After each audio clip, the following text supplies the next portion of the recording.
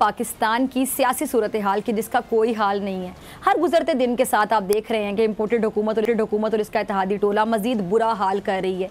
Imported हुकूमत की जानिब से मीडिया हाउसेस का सहारा लेकर एक तरफ पाकिस्तान की इस वक्त की सबसे मकबूल सियासी शख्सियत चेयरमैन पाकिस्तान तहरीक इंसाफ इमरान खान साहब के खिलाफ प्रोपेगेंडा किया जा रहा है। कभी घड़ी का खरीदार, ऑडियो लीक कर दी जाती है, कभी ये बयानियां बनाने की कोशिश की जाती है कि पाकिस्तान तहरीक इंसाफ के अरकान और इत्तेहादी असम्बलियां तहलील के हक में नहीं है। कभी इमरान खान की साख मुतासिर करने की बाकायदा कोशिश की जाती है, कभी कोई झूठ, कभी कोई और झूठ। मगर इंपोर्टेड हुकूमत के हर पैंतरे, हर चाल, हर साजिश को मुल्क के अवाम अब बहुत चंगे से समझ चुके हैं, बड़े अच्छे से समझ चुके हैं। और जिनकी ये ख्वाहिश है कि वो किसी तरह इमरान खान को मुल्की सियासत से माइनस कर लें, आउट कर लें या खुडे लाइन कर लें, वो जाग जाएं। क्योंकि ऐसा सिर्फ देख लें कि उनके सोने के बाद और उठने से पहले शायद हो सकता है, और वो भी आप समझ लें कि इनके ख्वाब में। क्योंकि ग्राउंड रियलिटी जो है ना वो बड़ी मुख्तलिफ है। गुज़िश्ता रोज़ ये जो नायब सदर पाकिस्तान तहरीक इंसाफ ने अहम इजलास के बाद प्रेस कॉन्फ्रेंस की, एक पैगाम दिया और कौन के बच्चे की तरह जिद लगाए बैठा है। फवाद चौधरी साहब ने क्या कहा, जरा सुनिएगा। बंद कमरों के फैसले अवाम नहीं मानते।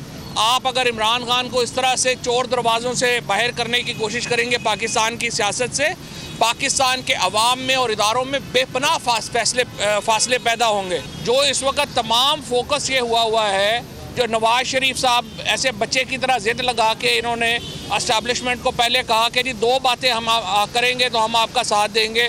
पहली बात यह कि इमरान खान को डिस्क्वालीफाई करो और किसी जाली केस में भी जेल भेजो। इस तरह से इलेक्शन कमीशन का इदारा हुआ है इस वक्त, आप देखिए कि इसकी कोई इज्जत ही नहीं रह गई।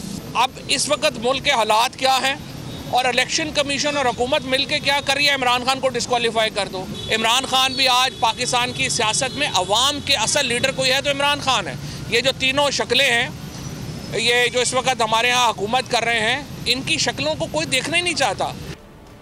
जी तो सुना आपने, हुकूमत में जो शक्लें हैं इनको कोई देखना ही नहीं चाहता, क्योंकि दहाइयों से देख रहे हैं। और आज एक बार फिर साजिश के तहत शदीद मुखालफत के बावजूद मुग़ज़ इमरान में एक हुए हैं। मगर पीटीआई के चेयरमैन इमरान खान साहब, पार्टी रहनुमा, कारकुन और इत्तेहादी मिलकर इन सब का मुकाबला कर रहे हैं और अपने जायज़ मुतालिबे के लिए पहले से ज़्यादा पुरजोश नज़र आते हैं। और जायज़ मुतालिबा है क्या? साफ और शफाफ आम इंतखाबात।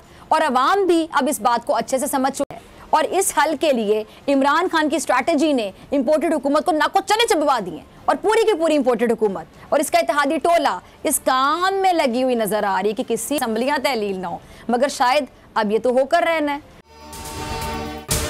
अगर आपको ये वीडियो पसंद आई तो सब्सक्राइब करें और बेल आइकन पर क्लिक करें। तारीख में पहली बार इमरान खान, आसिफ अली जरदारी, शहबाज शरीफ, मरियम नवाज, मौलाना फजल रहमान और बिलावल भुट्टो सब एक साथ चल रहे हैं सिर्फ बोल पर।